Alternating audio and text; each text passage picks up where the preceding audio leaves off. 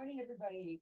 We're gonna work with Dante this morning, and we're in here. He wants, he's not tired, but mommy is. So, we go. "Come on." He was like, "I'm coming out." So we need to trim his hooves, and it's time. Like, what do you do when you're tired and yet you still have to get stuff done, right? Like, and taking care of animals and being on a farm is probably one of the fastest ways to help you realize that you got to do things when you don't want to do things. And if you have children, it's the same. You got to get up and take the kids to school and all that. But it's a little different with the farm.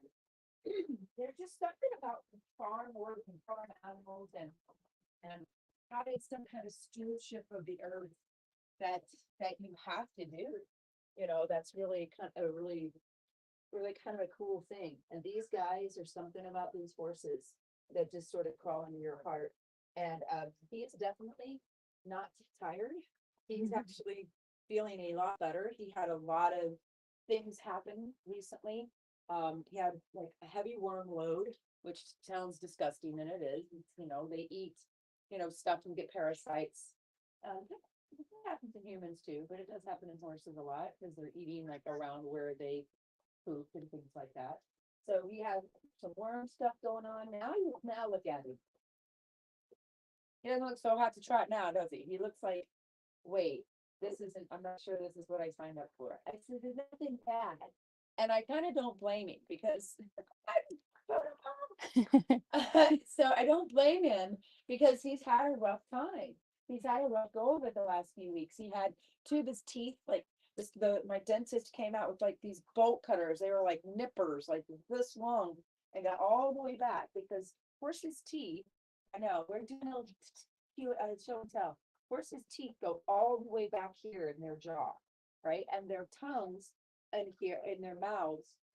Right, see, there's no teeth between the front part of his mouth and there. See how far there's like almost 4 inches where there's no teeth, right? So the teeth that we have teeth to eat, to graze, and then teeth start here and go all the way to the back, right? Good boy, thank you for showing us your teeth. He goes, I don't want to. Well, I know, I don't want to either. I'm gonna go back to bed. There you go. There's teeth. So when you hear the phrase long in the tooth, it comes from the idea that horses' teeth grow out throughout their lifetime, like sharks, right? You're not a shark, you're more now. But they grow out throughout their lifetime.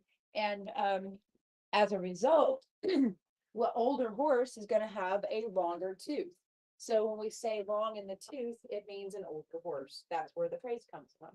I really don't know why. I know half of the crap I know, but it's sort of kind of nice knowledge to have. Anyway, we're waking up this morning, guys, and it's not always easy to get out of bed when you're tired or like yesterday. I hit a wall. I think Amanda, you hit a little bit of too. Yep. And I think you were saying something about like the new moon energy and things like that. And so now see how he's standing with his leg?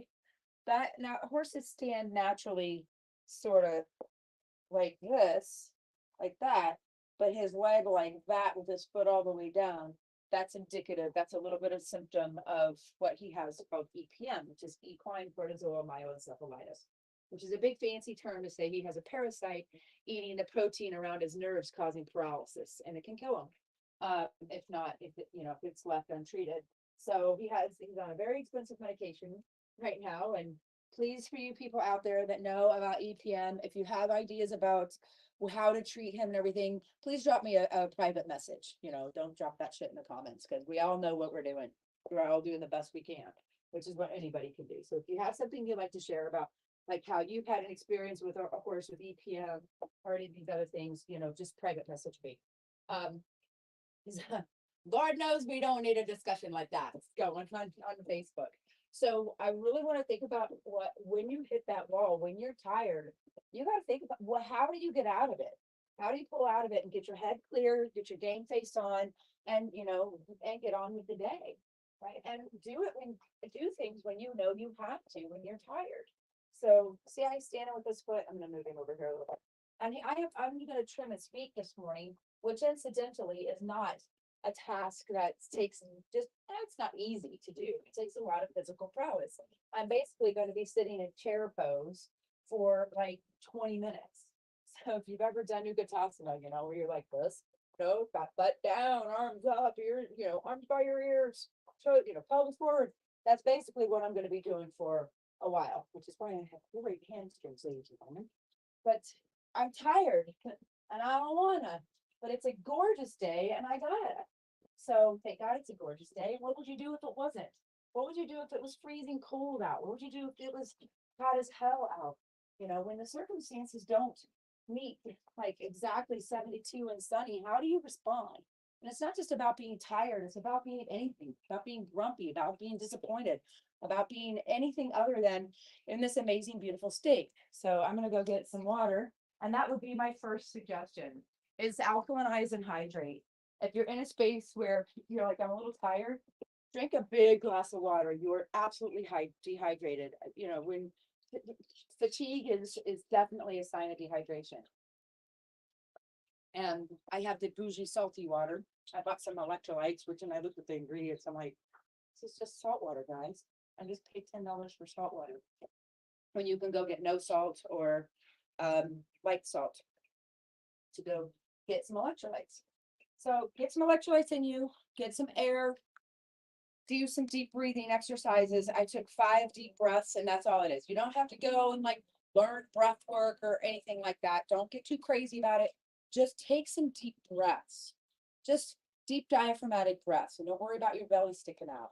Even if you just start there, get some deep breaths and then think about some things that you're grateful for. That kind of, and why you're even doing this in the first place. I was showing Amanda. Amanda said, would you mind sharing a little bit about what I showed you the other night? Oh, the Western horses and the Kentucky, whatever, Tennessee, whatever. Yeah, yeah, that. Oh, yeah. It was so sad. I mean, the horses, the first one that we watched, it was Western Pleasure, right? Yeah. Pleasure. It, quote unquote, serious major quotations around that because the horses looked like they had zero pleasure in that experience. They looked like robots. That was the word that I used. I was like, what is wrong with them? Why are their heads so low? Why do they look so devoid of life? Yeah, yeah. Exactly. Like, even though he's just kind of calm and standing here, there's a personality, and that's what I love. I love the personality.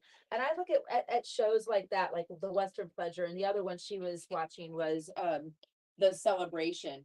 And yeah, she's doing the motion where the Tennessee Walkers do what they call the big lick. And I don't care if this cancels me in the Tennessee walking horse community because fuck you guys. What you're doing to these horses is criminal. It's criminal. And Marty, if you're listening, I'm on your side on this one. And I don't get involved in like politics or like, well, I did once and my friend canceled me. I said, please don't, I don't think it's, what did I say? I said, it's inflammatory to compare someone to Hitler. And I got canceled. So, all right, don't compare. I'm compare everybody to Hitler. Fine. So, it was fascinating what she saw because she never really ever seen anything like that before. What have you seen here that compares differently to there? I mean, the horses come first always. Yeah. And that looked like, well, you told me too. It's basically straight up torture to the horses to get them to perform in those really unnatural ways. Yeah. So those of you horse people out there that are arguing that you love your Western Pleasure horse and you don't do any of those terrible things, good for you. That's not what we're talking about here. So, wait your turn. We'll talk about you later. Because this is definitely something that is happening where they're doing really horrible things to these horses. And I'm not blaming these people or the people that do these sorts of things at all. And I don't know how we got to talk about this versus not doing things when you're tired. But I'll tell you why you're doing this bigger mission, bigger. Exactly. That's it. Thank you. Time back in. So, and that's important. You say, well, what's the mission? What are we trying to achieve here? And when you can tie what you're doing back into the mission of why. And all I have to do, honestly, is know this guy, this horse here. As I'm going to trim his feet, he's being so good. You're such a good boy. He wasn't when I got him. I got him when he was about 4.5, and he'd been with a 300-pound one-legged cowboy that was using him to work cows in the swamps down over in Fort Myers. Like, this horse really not interested. So he was selling him, and when I got him, Dante, his name was Skip. You know, just what we need is another red horse named Skip.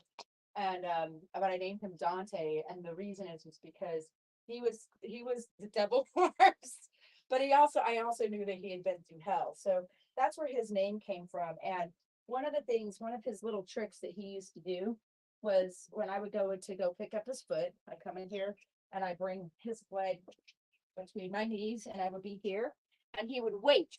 He would wait. And then he would get this little pig eye. He'd look in his eye, he'd look at me, and he wouldn't bite me. He would take this foot and pull it forward really fast, pitching me forward, almost breaking my teeth on the concrete when I would go to trim his feet. So obviously he's better now, but it took years of really getting a deep understanding of horsemanship. Dante was my first horse, you know, and what really where I'm going with this is he actually would be one of the ones that would end up in Mexico on a slaughter truck, you know, because there's no handling him. There was no, you know, you had to be a professional trainer or have like a huge amount of dedication to him. And trust me when I say there are so many times I was like, that's it, you're glue, you're going, I'm selling you down the river, pal, you know, because he was so naughty. And he was dangerous. He'd pick me up with his teeth and throw me on the ground. I know he loves it. He's like, will you quit talking about me?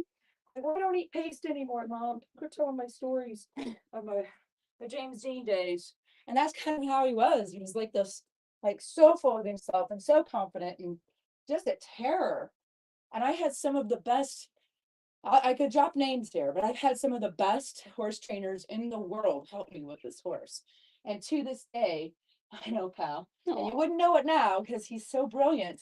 He has been one of the most challenging horses I've ever worked with, ever. Like top 3 for sure. I can think of 2 specifically that tested me later in my horsemanship career. But he was my first horse as an adult. I rode a little bit when I was younger, but as an adult, he's my first pony. And I say pony lightly, he's almost 16 hands and pretty tall. He's a pretty powerful guy, right? We jokingly call him my 1,200-pound Tony Robbins. You know, it's kind of like, that's not bullshit. And so when you have a Tony Robbins type personality on your hands, you know, he would have ended up at slaughter. You know, he would have ended up on that truck. And I think about all the other horses out there that have his personality type, and thank God they don't make up the majority of the population. Most horses are, you know, docile and friendly and sweet, like Whitey over here, who's actually has trained his baby sister. So we have Trace and Tuesday over here. And luckily I got Trace about 6 months after I got Dante, because had I not, I'm not sure I would have been able to survive the experience, because Dante literally was trying to kill me, you know, and they don't know, they're just doing the best they can with what they have, right? So when I look at how he is now, that's what allows me to get out of bed in the morning. This horse taught me so much. And I think about those poor, sad Western Fudger horses, or the horses in the show world that don't make it, or like Maverick, who make it at the track but outlive their racing career, which they all do.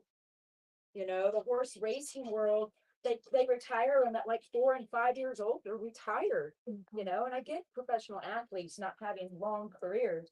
The Maverick was raced till he was almost 11, right? And so you think about, well, what do we do with all these horses? Well, the sad thing is that they go to a place, you know, fate worse than death, and then death. They go through the auction channels and a lot of things. But I'm saying this not to make you sad. I'm saying this to say, when I get tired, I think about that.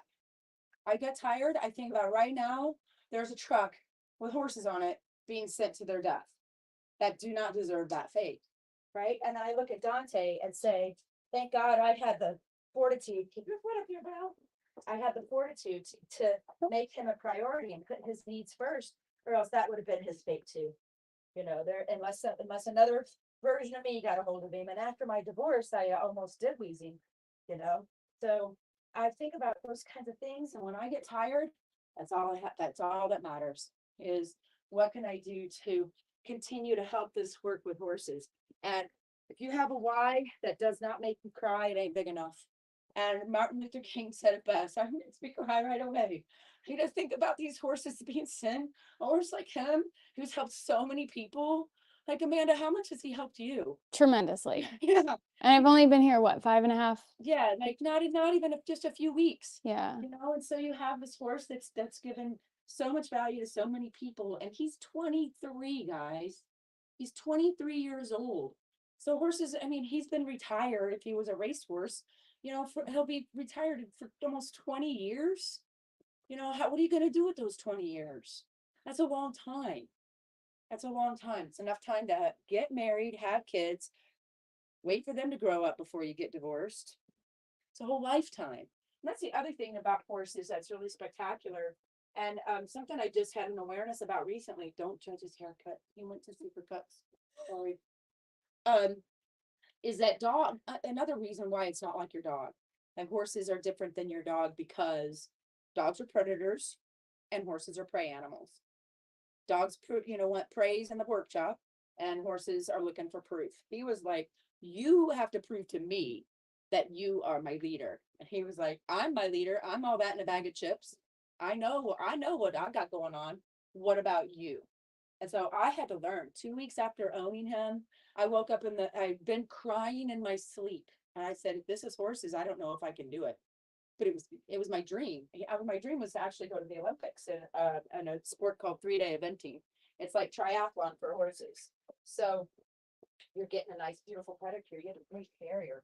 That's he trained well. So I'm gonna agree with me on all of this. So as I finish this up, I'm trying to. it's okay. So it's important, guys. It's important if you're watching this, you know, what gets you out of bed? What gets you out of bed? And that's what I was saying. What Martin Luther King Jr. said, the best phrase ever. He said, I'm paraphrasing, if you don't have something worth dying for, you aren't fit to live. You know, if you don't have something that you would lay your life down for, go fucking find it. Because then you can do it when you're tired and when you're angry, when you're grumpy, when people are giving you shit. One of the most inspirational people I know, I get to actually hopefully meet her, but go see her. Jamie Kern Lima. Man, I tell you, she was on first time I heard her, she was on at Business Mastery presenting. And I was thinking to myself, what the hell, Tony? What are you doing? Some makeup lady? Come on, are you kidding me? You have some chick teach me about how to do my eyeshadow. How is that business mastery? Judge the fuck out of her. And not surprising, she's used to it. I'm sure she didn't cry to bed in her pillow because Jen Hall judged her from Florida. So, but I sat there and I watched her talk, and I'm like, well, Tony brought her on. I'm going to listen. So I sat there and I listened to her, and I listened to her as she told her story about people that were in her industry were telling her did not have the body type to do makeup, that she was like everything she was doing was wrong, and that she couldn't do it this way, she couldn't do it this way, and she couldn't do it this way, she had to do it this other way. And like just the amount of rejection this woman went through, and to have this level of perseverance in herself, and to hear her story, and to see the parallels in my story. And I mean, except for the billionaire part, stay tuned, that's where we're going. But to see that and say, someone that you're in this industry and someone that is your mentor that you look up to is telling you that you suck, you know, that's a blow, man. And trust me, I've had that happen a lot to me. And you got to just move past that and put on the armor.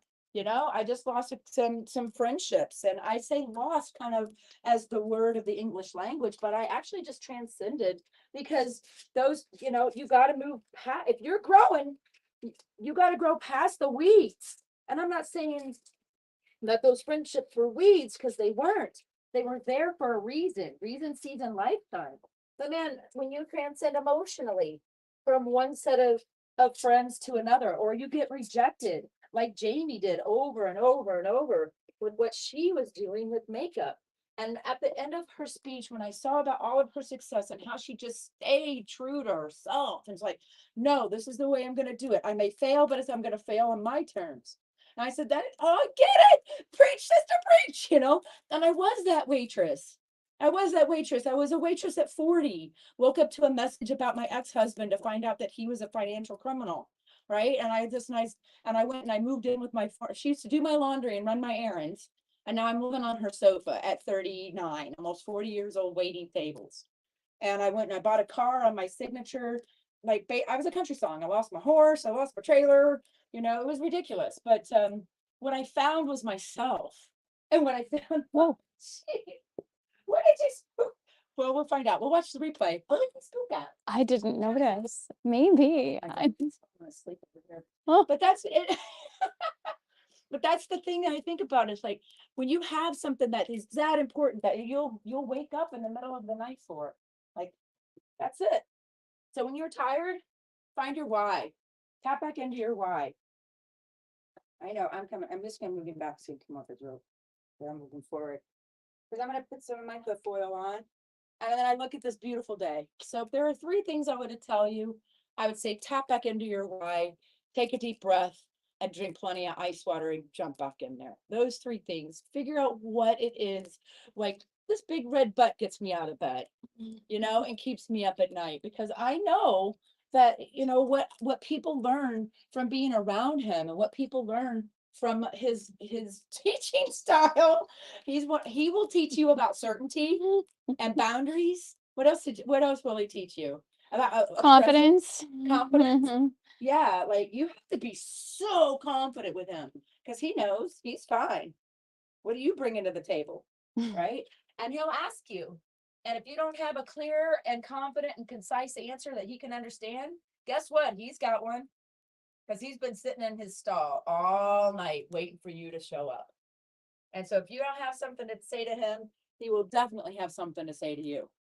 And I love that about him because it has taught me how to make sure I have something impactful to say. And I kind of bumbled around at the beginning of this life. So I'm hoping y'all have stayed on this long. Because when you think about this and you have that level of certainty comes from within. And when you're certain about who you are and what your mission is and what you're trying to achieve, nothing stops you. Not even your own self, not even your own tiredness, not even your own like there's some things I have going on right now that I really wish would be different. And that's not going to stop me from getting on the camera, getting in front. Like, there's, I want to go get my hair colored so bad, but I'm not doing it because I want to see what my natural color looks like. So I'm like, put myself in a position. What is important to you? Figure out what your why is. And if you won't die for your why, you ain't got one. If it's not worth dying for, you ain't got one. And that may sound harsh and you may disagree with me and may not be a popular opinion, but guess what? Guess who doesn't care? I don't care because it's true. And if you look at the greats, if you look at anyone that is great, that has really made an impact on this planet, they've had something that they have spent and have been obsessed with and dedicated to and driven by that and a passion that's deep within their soul, right? And they would be willing to die for it. That's what made this country great. That's what this country is built on. It's people that had something that we're so passionate about that death was secondary to the mission, right? So these guys are my mission and the people that they can help, people like Amanda, people like myself. This horse taught me so much. And I don't like he's no bullshit. When I want to have a no, don't fuck with me kind of conversation, I come and get some inspiration from Dante. If I need to have a loving conversation, I go and I talk to Bella. Because I have one of each of the archetypes, and Dante is my warrior. Trace is my magician. Bella is my lover, and Maverick is the king. So are the sovereign. And so when I look at what these horses can teach you, it goes beyond the layers. It goes deeper and deeper and deeper every single day. And I learn from these guys. I learn from these guys every day. I learned so much from him and I continue to do so. So figure out what makes you cry. Take a deep breath and drink plenty of ice water. I'm going to go finish the rest of Dante's feet take another deep breath and get on with my day. Thanks for tuning in, guys. Make sure you're following me on all my social media channels. My YouTube channel is getting ready to blow up, so make sure you're subscribing there. And if you'd like to come to Florida and check out what I'm doing, drop me a private message and believe in yourself. It will change your life. Have a good one.